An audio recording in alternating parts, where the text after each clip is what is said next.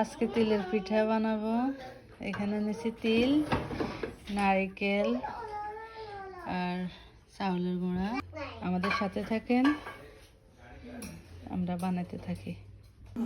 চাউল ভাজতেছি, তিলটাও ভাজে নিতেছি।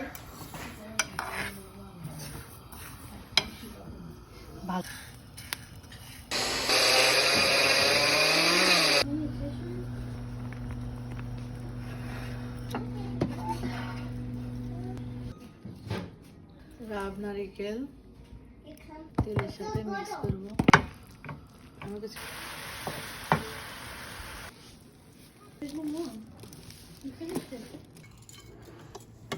রুটির ম্যাটটা আমরা চীন থেকে আনছি, অনেক আরাম পাইতেছি। যদি কেউ নিতে চান চীন থেকে অর্ডার দিয়ে নিয়ে নিন, অনেক সুন্দর রুটি আছে। তুমি কি বানাইতেছো? আমি পিঠা বানাই। I Quran chef. তিলের পিঠা, এই মেশিনটা আমরা চীন থেকে আনছি রুটি ম্যাটের সাথে। অনেক সুন্দর মেশিনটা দেখতে, কাজও করে ভালো। আমি পিঠা বানাচ্ছি, লাইক ফিশ। পিঠা এখন রেডি।